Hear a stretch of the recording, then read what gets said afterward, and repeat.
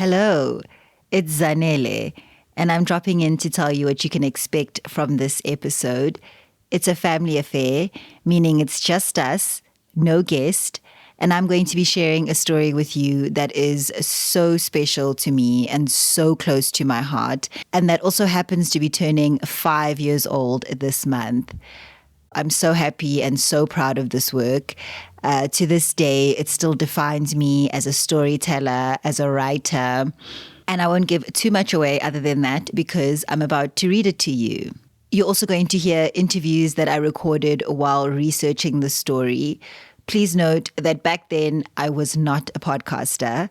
I was a writer. And so my recordings sound like recordings made by a writer and not like the interviews that I conduct for this podcast today. That means you'll hear plenty of interjections from me clicking my pen when I start to think really hard, talking out loud as I'm taking notes, and a bit more of a raw behind the scenes look at how I work as a journalist, and in particular, how I worked as a very new, very green investigative journalist who threw my heart and soul into piecing the story together because I knew that it was going to be special. Without further ado, let's get into the story.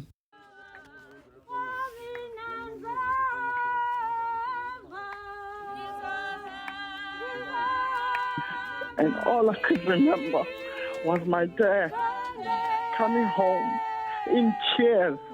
And the only name he could mention was Lucky.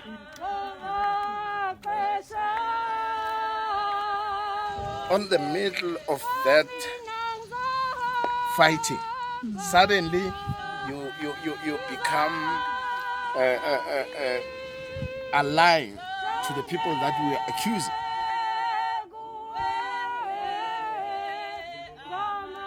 That's why I'm saying that your house are built on top of the graves. Prove it to me. Who did it? Because halapa. Remember, Tenfe was top people who were living there. There were government officials, there were members of parliament, there were a lot of big people who were living in Tenfe Estate, even now, this time. So basically, you wouldn't make no mistake.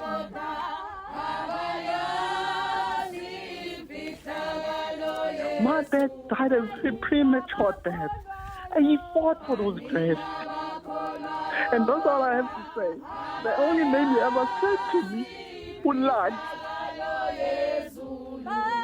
Dotted around the upmarket neighbourhoods of Fourways, crumbling graves hide in plain sight alongside busy roads and outside the boundary walls of townhouse complexes. They belong to the people who once lived and worked on hundreds of farms that made up northern Johannesburg before it became one of the city's fastest developing and most expensive areas. The graves are among a handful of burial sites that have remained in place since property investors began developing the area in the 1980s. Since then, developers have removed thousands of graves to local cemeteries. The graves are at the center of a long dispute between private property developers who own the Dainfern Golf Estate and the poor black farm workers who were moved from the land in the 1970s and 80s to make way for it. For the farm workers, the graves, some of which date back to the 1800s, are their only tangible link to the land that they were denied formal ownership of during apartheid. The interrelated network of families who own the graves have lived in the area since at least the 19th century. They are collectively known as Amandebele, and their presence in northern Johannesburg dates back to the splintering of Shaka Zulu's chiefdoms. So, for Mphoso Spielman Ngoma, Fourways will always be home.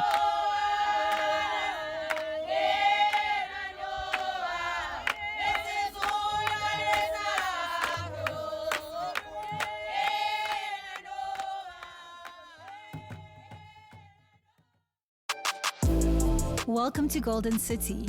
I'm your host, Zanele Mji, and I love a good story. This podcast is a collection of the greatest stories I've ever heard about the City of Gold, Johannesburg, South Africa. In each episode, you'll meet a different Joburger who will tell you their own true stories in their own words.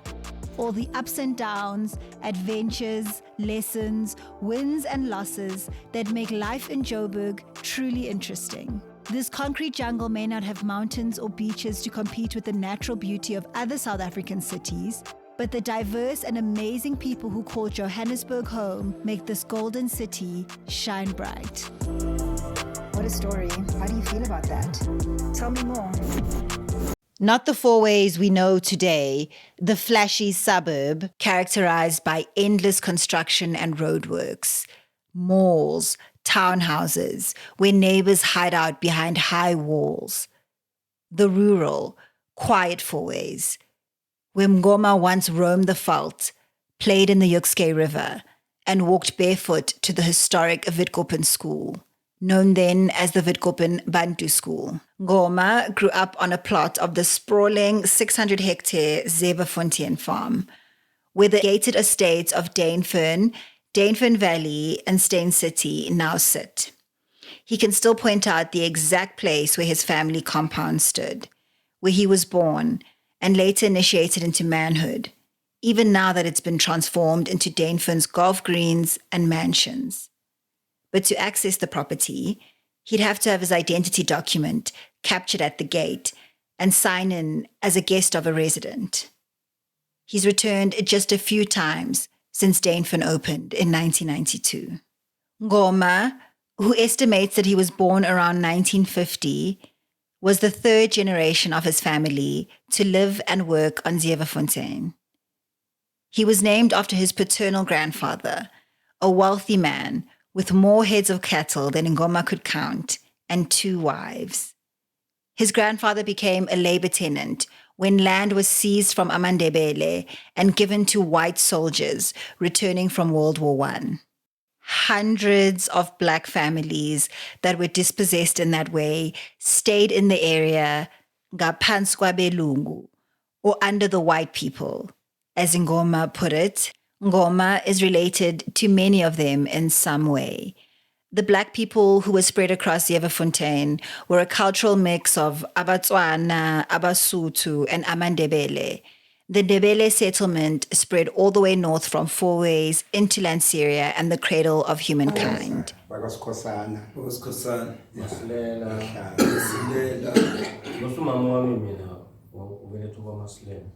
They're a close-knit community. Many of them share a few common surnames. The Mahlangus, the Siemelas, the Ngomas, the Sitsoles. Sihlobene ngoba abantu bathathene khona lapha sahlobana ngaleyo ndlela leyo abanye bathathana ke bayinto yiwani balivile likwani. Amandebele who, over generational cycles of dispossession, have been pushed out of the area. Now only their graves remain as symbols of their former way of life and monuments to a community whose history has been completely sanitized from the area. The graves are now nothing more than unremarkable heaps of caked earth, stone, and wildflowers. The few that remain after hundreds of others were either removed to local cemeteries or buried under the strip malls, petrol stations, and complexes that make up Fourways today.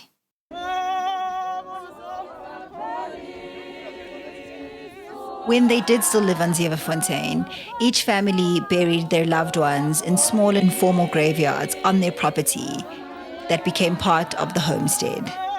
Ngoma remembers that around 1957, when he was 7 years old, his father and baby brother both died within months of each other. They were buried in the small family graveyard where Ngoma's grandparents and other relatives who had died long before Ngoma was born also lay.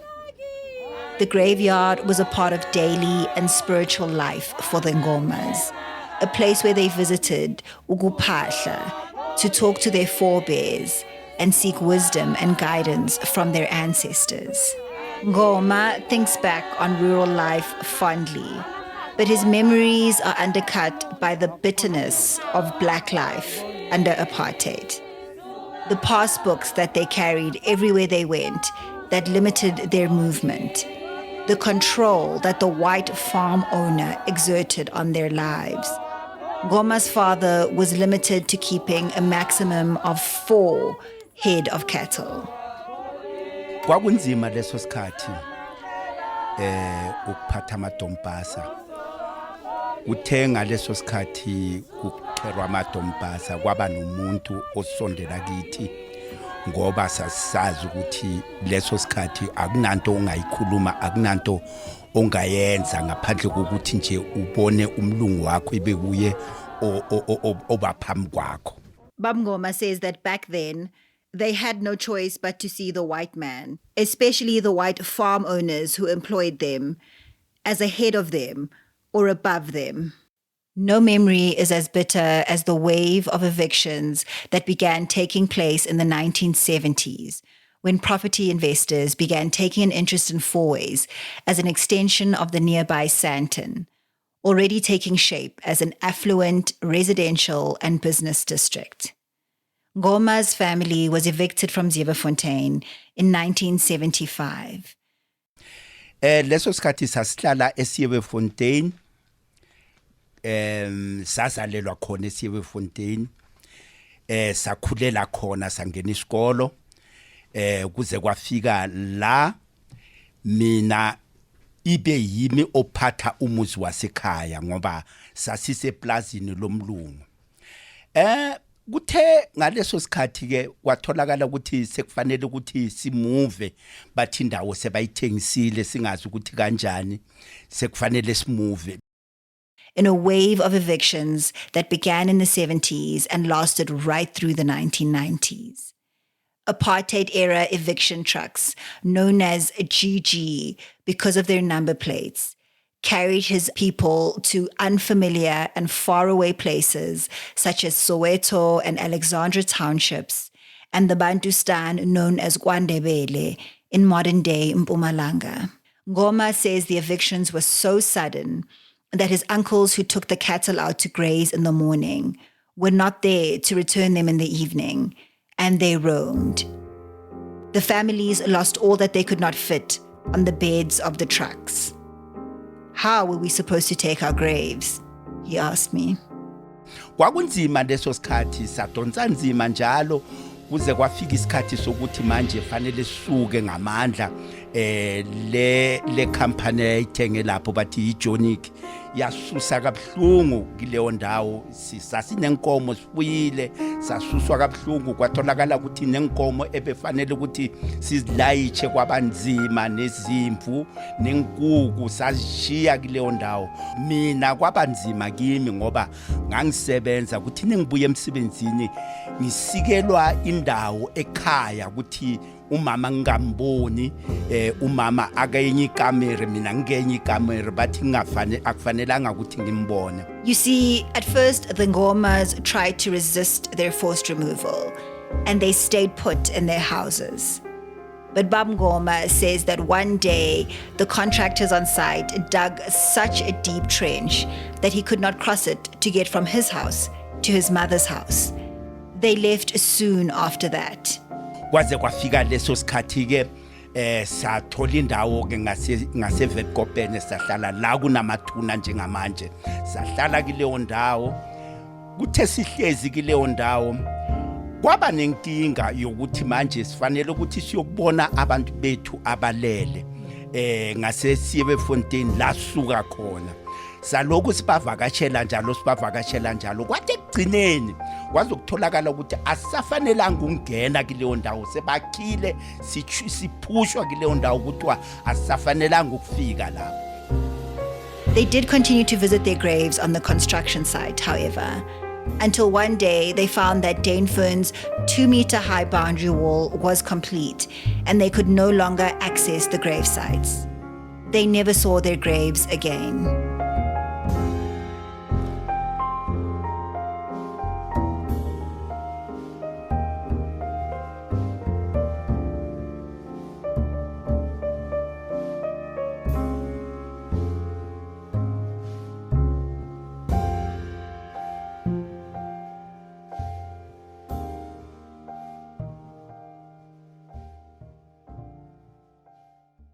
When Terence Landwehr called me on a Saturday morning in September 2017, he warned me not to reopen the Graves issue because I would find, quote unquote, a lot of aggression. Landwehr, whose German name means defender of the land, said that the Dainfern grave issue was, quote, sensitive and difficult for everyone involved, adding that Amabungane, the investigative journalism center that I was working for at the time, was doing such good work exposing real criminals. I was just beginning to investigate claims made by the Zevenfontein families that Dainfern had failed to meet the terms of a negotiated resolution over the removal of the graves. This was despite the golfing estate announcing in 2006 that an amicable resolution had been reached. Landwehr, just like members of the Ngoma and Sisole families that I had spoken to, pointed a finger at a man named Lucky Mushimane for corrupting the resolution proceedings. And who is Lucky Mushimane? Mushimane is an activist and funeral parlor owner who elected to represent the Zevenfontein families in negotiations with Dainfern for compensation for the loss of their graves, homes, and livestock when they were evicted to make way for the development. The Homeowners Association, which had just taken over the running of the estate from Jonik in 2000, found itself facing a public relations debacle in 2004 when Mushimane alerted local and national press to the fact that the Zevenfontein graves were still missing and demanded that the Dainfern Homeowners Association account for where they had been taken to. Supported by about 100 Zevenfontein families, Mushimane organized and led a march to the front gates of Dainfern, where they placed coffins on the ground and demanded that sangomas, or traditional healers, be allowed access to the property to connect with the ancestral spirits and locate their mortal remains. Mushimane claimed that he too had relatives buried on Zevenfontein, but other members of the tight-knit Zevenfontein community said that he in fact did not. They said that he had grown up on a neighboring farm and had attended the Witkoppen Bantu school with Ngoma's nephews and nieces. In Diepsloot, a township nearby Dainfern, Lucky Mushimane was known as a well-connected and outspoken ANC activist.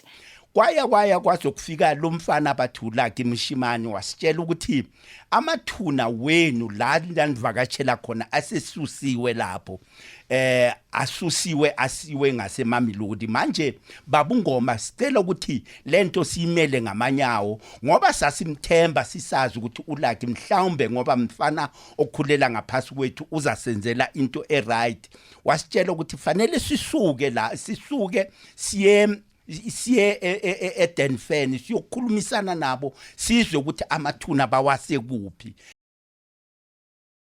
Spielman Ngoma believed that Lucky Mushimane's activism and his work in the funeral industry is what fueled his passion and interest in the case of the Zevenfontein graves. Neither Jonik nor the Dainfern Homeowners Association could account for the missing graves. And that's allegedly when Lucky Mushimane used his burial industry knowledge to trace what could have happened to the graves. He allegedly produced a tender document from funeral services company Avbob that detailed that they had been contracted by Jonik to remove 590 graves from Zevenfontein in 1987. Those burial records reportedly showed that Avbob removed 363 Black people's graves and put them in 8 waterlogged mass graves 75 kilometers away in the township of Mamelodi, north of Pretoria. Avbob also removed 8 white people's graves and reinterred them in individual burial sites in the nearby Midrand Cemetery. In 2004, a representative of Jonik, Busi Pilane, made a statement to local paper The Fourways Review defending Jonik's actions as in line with the laws of the time, the apartheid laws of the time. Privately, according to documents that I saw, They told Terence Landwehr that they were willing to defend their actions in court. That left the Dainfern Homeowners Association to diffuse an awkward, inherited mess playing out right on their doorstep. Already, rumors were beginning to swirl amongst residents that they were living on top of more than 200 graves that remained unaccounted for. Terence Landwehr told me that, quote, the Homeowners Association had no legal obligation to deal with the issues of the grave, and they considered obtaining a court order, but I decided to handle the issue personally. After extended negotiations with Moshimane, who was elected to represent the Zevenfontein families, Dainfern announced the resolution of the grave issue via a press release in 2006. And these were the terms. The Zevenfontein families had elected for Moshimane's funeral company, Tsuhu Funeral Services, to conduct a reburial of the 8 mass graves from Mamelodi Cemetery to Fourways Memorial Park, a graveyard about 3 kilometers from Dainfern. He also got the contract to erect a wall of remembrance at the new burial site. And finally, when the reburial was complete, Dainfern would allow the families to conclude the process in accordance with their culture. After 20 years, they would be allowed inside the estate to touch the ground, reconnect with the ancestral spirits, and carry them to their final resting place. This was a cultural rite called Ukulanda, meaning a collection. Dainfern told the families that they would place 1.5 million rand in trust to cover the costs of reburial, and that payouts to Tsuho Funeral Services would be handled by the state's attorneys. It was a very lucrative contract for Moshimane. He charged high fees for services, including 400,000 rand, over $21,000, for the administration of collecting affidavits and death certificates from the families. Tsuhu Funeral Services was paid 28,000 rand for a handful of sangomas, or traditional healers, who performed divinations at the gravesite on the day of the exhumation. It's a detail that stands out to anyone who's familiar with the way izangoma work. For such services, they would have usually accepted an offering of a couple of 100 rands. Remember also that this was back in 2004, when everything just cost much less. All in all, Tsuhu Funeral Services was paid 1.2 million out of the 1.5 million rand that Dainfern pledged towards the process. The other 300,000 went towards what Moshimane called a cultural fee or wake fee, 3,000 rand per family that they would be paid to cover the costs of a traditional wake at home after the reburial. I asked Terence Landwehr about the decision to pay the wake fee into Tsuhu Funeral Services account, and he told me that, quote, we had the mandate from the families to accept Lucky as their representative, and at all times they insisted we deal with him only. In my investigation, I found that that is when some major breakdowns began in the process. Spielman Goma says that on the day that the families gathered at the Witkoppen school to collect their 3,000 rand cash payments, Moshimane was not present. Goma was paid 3,000 rand for his father, baby brother, and grandparents' graves. He said he watched as some families were given 3,000 rand, some families were given half of that, and other families were paid nothing at all. According to a handwritten ledger that Bamgoma showed me, 100,000 rand was paid out that day. A Tsuhu employee explained to the families at the school that Dainfern had paid less than the original amount that they pledged, and so not all families would be paid. Then, Lucky stopped answering the community's calls.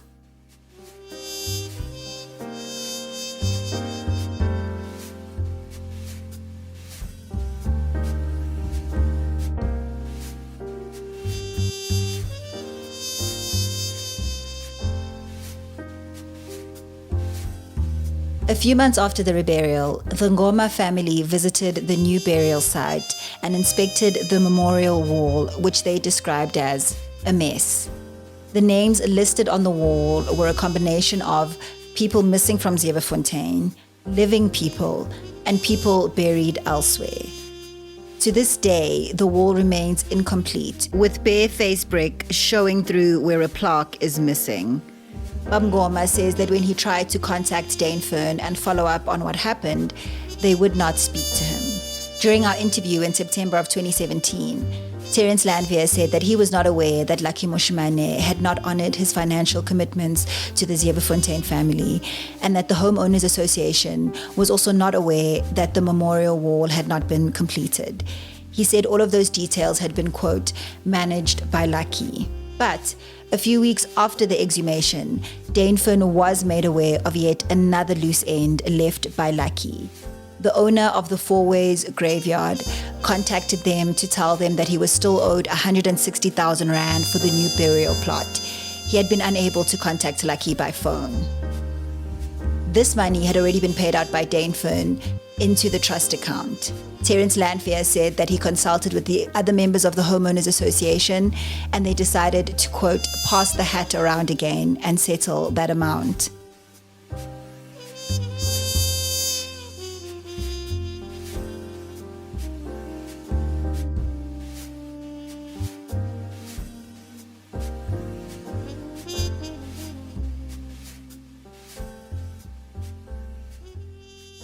So on that charge, you say you gave everyone what they were owed in terms of wake fees. You deny that you kept some of the money that was owed to people for wake fees. No, man. I not as far as I'm concerned. Yeah. Not as far as I'm concerned, man. Yeah. You're talking 15 years ago, but not as far as I'm concerned. Then when did they appoint Mahlangu, that the Machado, or they appoint me? They appointed me, my company, to do the job. Yeah. So if, ma'am, I made a profit out of it, is there anything wrong? When I initially made contact with Lucky Moshimane in 2018, he completely denied defrauding Dane Fern and the Zevenfontein families. In fact, he went as far as to claim that the whole process had gone well and that all parties were happy with the outcome. It was only when I confronted him with the Homeowners Association's account and with the Zevenfontein family's account that he then changed his story. This is the thing. This is the allegation, is that there was not transparency. The families say the money came out, they didn't get everything, and then from then, and when you say, you know, that this is a sentimental issue and it was never about money, the fact is that David paid your company a lot of money to move the graves, to do the consultations, to do everything. You know, I've seen the records. They did pay Soko a lot of money. Correct. So people, that's the allegation. People feel like, oh, Lucky got a business opportunity from this, but we were left. But ma'am, I'm a businessman. High and dry. Ma'am, I'm a businessman. But it wasn't a business situation. Ma'am, this is the situation. The company then appointed me. Appointed me. I tendered for the job. I got the job. Was there a reason that I must share the money with them when I give what belongs to them? Oh, well, they say they didn't get what belongs to them. No, ma'am. What belongs to them, it was the wake fees they got. They got. I've got evidence of that. So ma'am says to me, oh, Zanele Mji, they say you got a lot of money. Ma'am, those were my transport I was using, my facilities I was using, my company I was using, my effort, my time. Who else was supposed to be paid? So ma'am, in life, you happen to grow because people, they started now to have issues when you progress in life. He said he had been unable to pay the Zevenfontein families and honor his other contractual obligations because Dane Fern had simply stopped paying him the money. He blamed the Zevenfontein families for the breakdown of the process, claiming that they had become greedy and tried to take more money than they were owed. Remember, you cannot sell a grave. It was not a business. Graves are priceless. We are not going to make a monetary scheme here. We are not going to make money with our ancestors. I'll put my foot on the ground. Once we can do this, it means and that's what I don't want to belong in. Remember also that Lucky owned a funeral parlor. Graves were exactly how he made his money. Everybody, Lucky, Bamgoma, and Terence Landweer, kept referring to a copy of a signed final agreement that recorded all transactions in connections with the graves and was kept in trust by Dane Fern. So I emailed David Wires, who was chief executive of Danefern back in 2018, but had not yet joined at the time of the grave dispute. Initially, David invited me to come and see the final agreement, and then he changed his mind and elected to answer questions via email. He said that according to the records, the Homeowners Association had paid just over R1 million into trust before they stopped making payments because they, quote, discovered Mushmane to be a con during the process. On that point, he would not elaborate and instead referred me to the people who had negotiated the settlement. Enter Sam Sitole, Bob Spielman Ngoma's nephew, who also sat in negotiations with Danefern. Did you know any of these people?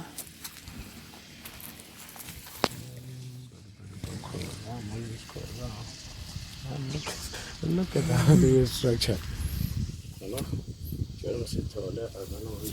Sam and I were inspecting the memorial wall at the new gravesite at Fourways Memorial Park. I don't know. Because some of the graves was there, some of the people when they died were still young. But the names, the elders, they could tell you. There was no about Dulene Sitole. They will definitely tell you. Because we were living around the same area. They will tell you there's no this person like this, there was no this person like this. But I think the idea was just to multiply the numbers and so forth. How do you feel about how this, like how your family's memory is treated? It's very bad. It's very bad because it's, it was so difficult. Not for me, because at least I could do something, I could still progress in my life, my kids could still benefit from my hard work. But for those people that they've hoped that they will finally get something out of it.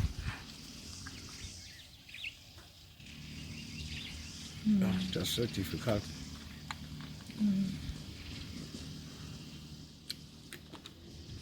And what was more difficult, it was that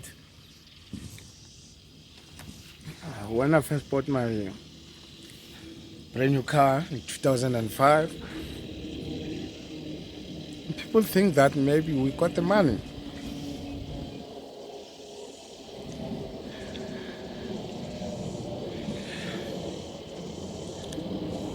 And that was a thinking behind it.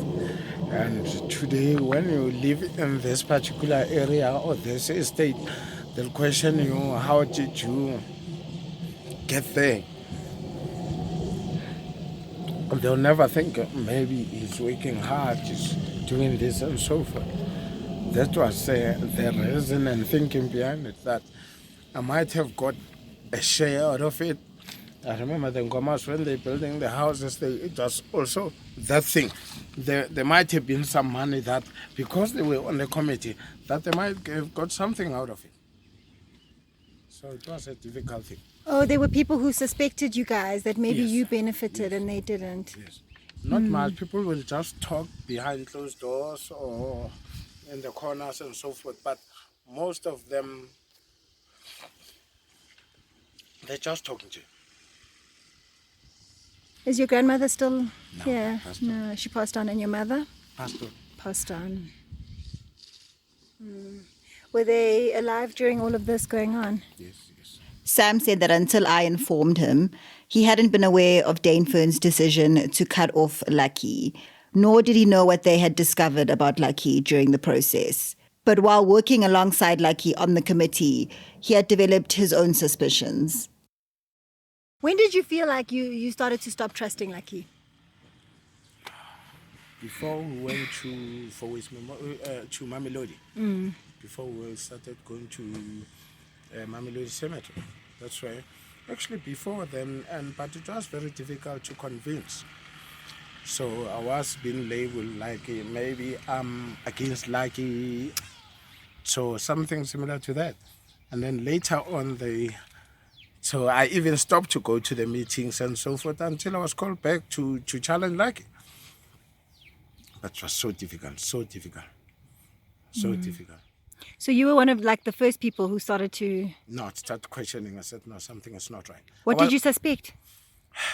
You know, like when I say, if the plan say we move from A to Z, let's stick from the plan moving from A to Z. You understand? Suddenly from A we move to G. Say, what about? We don't even get to Z. That was a problem that I was questioning about. First thing, if you say we've got 100 families that they deserve a real million money, and if you requested 3,000 rand per family, that means it's 300,000 rand. So if you go to the community and give them 1.5, you say they are supporting actor, but to Dainfern you didn't say that. Then it becomes questionable. That's how I started saying, no, something is not right. That's why I say Dainfern, they just wanted to conclude this thing and say, we're done.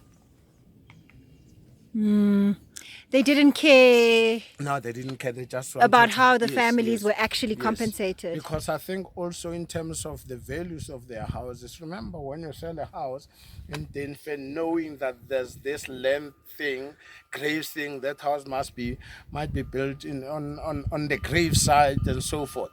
Obviously, the buyer will question that and say, hey, there's still this unresolved thing. Why do I need to buy before?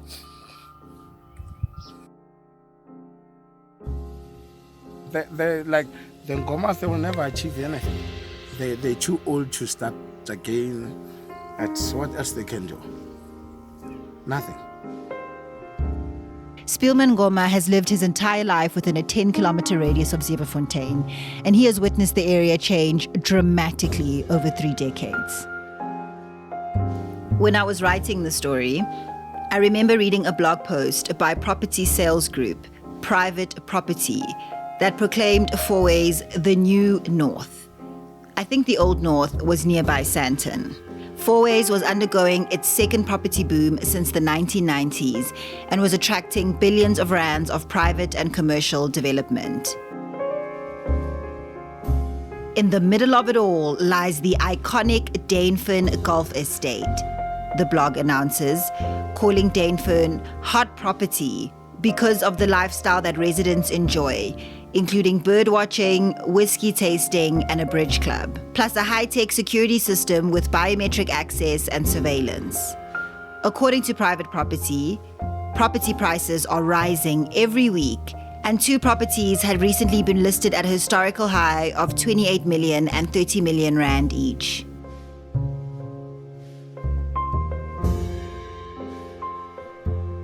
Now, it's not apartheid's oppressive laws, or even the double-layered electrified boundary wall keeping Spielman Ngoma out. He has been priced way out of that market.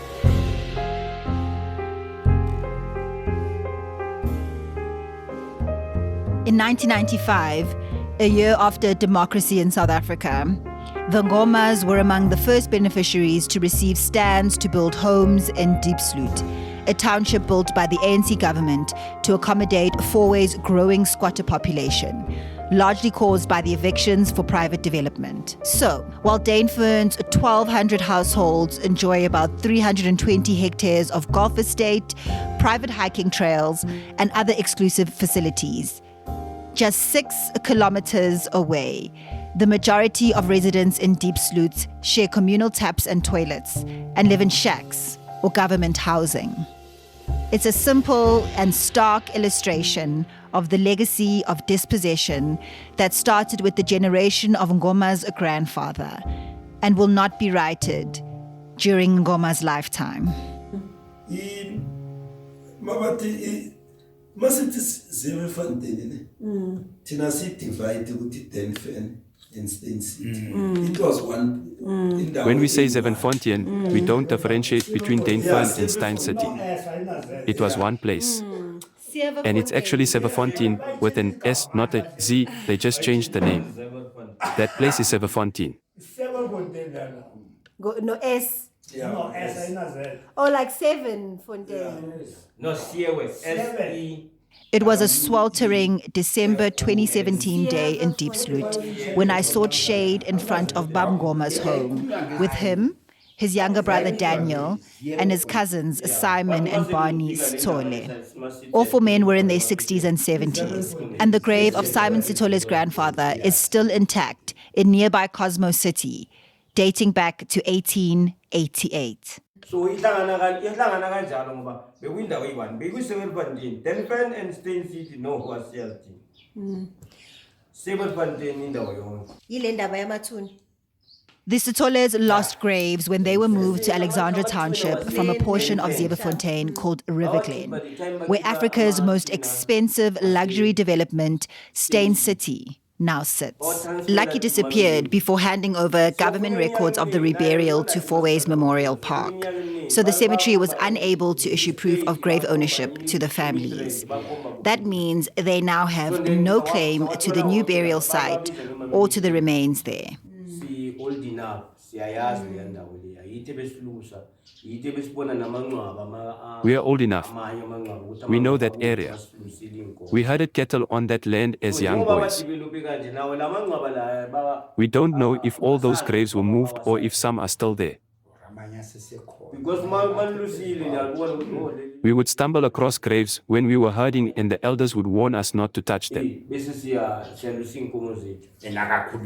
didn't consult on where to find the graves, which means they're likely still there. As we sat together, the men told me that there was not a door they had not knocked on, looking for help to get reburial records for the Mamelodi graves, and trying to find ways to get Danefern and Lucky to account for why the reburial process was left incomplete. They said they'd been to the public prosecutor, the Hawks, and even the police to open a criminal case, but that the case had simply disappeared. They suspected because of corruption. The families waited in anguish for 30 years to find their graves, interrupted by the brief hope that Lucky gave them, only to find themselves back where they were before. Now when the family gathers, they always ask about the latest with Danefern and Lucky. The men told me they don't have the heart to visit the memorial wall at the new gravesite. The wall is a physical reminder of an incomplete process. Without having conducted Ugulanda, they know they will not be able to connect with their ancestors. Lucky's conduct casts doubts over every aspect of the reburial. And without proper records, the families question whether the remains reburied in Fourways are, in fact, from Zeeberfontein. With the collective social, economic, and intellectual capital that Danefern's representatives brought to the negotiations, they find Danefern's version of how things went down unsatisfactory. Yeah, So ukuthi iDenfene ukuthi ulike naye bekhona la. Zanga aletha report to reconcile. Kwaze ukuthi imali besidonate. Lucky never brought a report to reconcile all the funds that Danefern donated. To show what happened. After they paid all that money, why didn't they call him to account for it? So we suspect that Lucky squandered funds. And then for his memorial. You understand? So we suspect that mali ezaphuma like as squander. You understand? As abantu. Looking back, I missed an opportunity to ask Terence Landwehr who the real criminals were. That was what I had set out to do as an investigative journalist. Find the bad guys, hold them to account. Lucky Mushimane is an obvious target. He allegedly took advantage of a desperate and disenfranchised community, profited from their story, and is accused of stealing from them. Danefern was just the beginning of his operations in the area.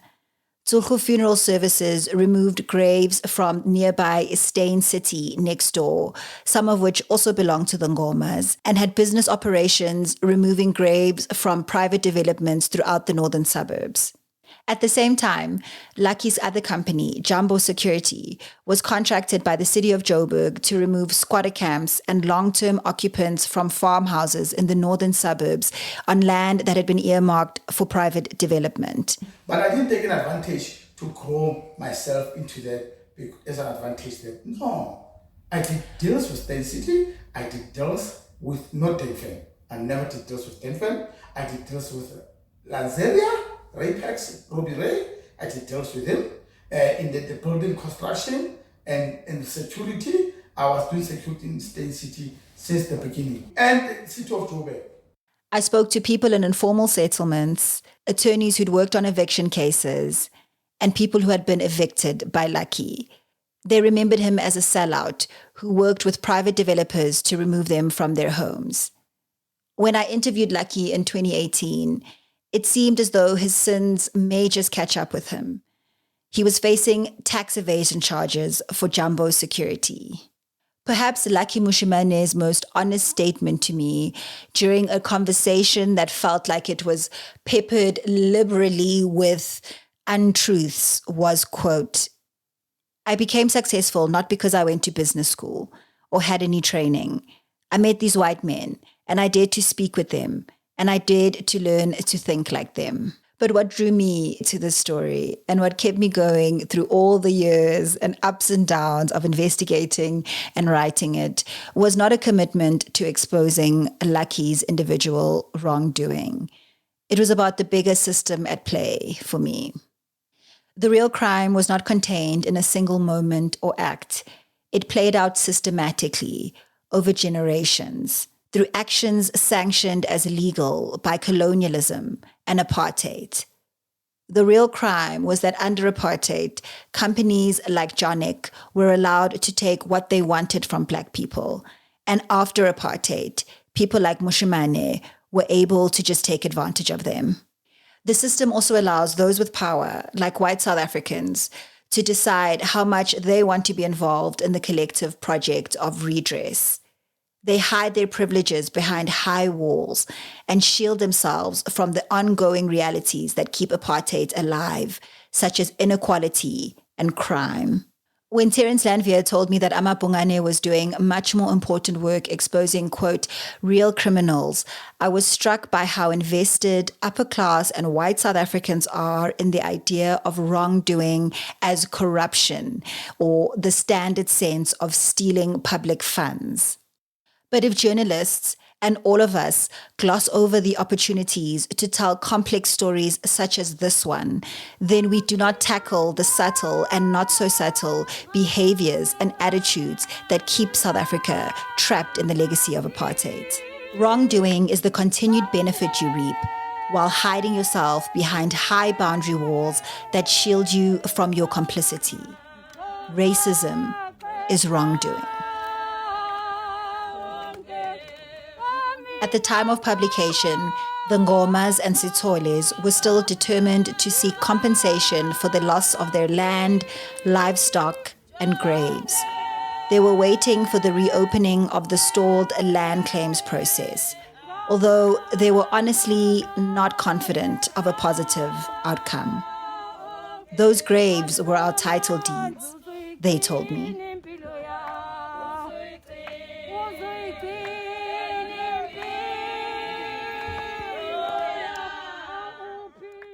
On part 2, the next episode, the day I hailed a cab as a fashion writer and reached my destination, an investigative journalist. We also learn more about the life and mind of Lucky Mushimane. I remember the day when I met Tata for the first time. He was very close to Dostin Matia. I don't know, but guys, give this guy his graves. The Zevenfontein families finally get to confront Lucky. Lucky, it's great that we have you on the line, and thank you for listening to the segment and for calling in. And I share some important updates about Bob Spielman and his family. Thank you for visiting Golden City. If you liked this episode, like, follow, subscribe on all social media and streaming platforms. If you love this podcast, give us 5 stars. I'd love to feature you on Golden City. To submit your story, go to www.goldencitypodcast.co.za. See you next time.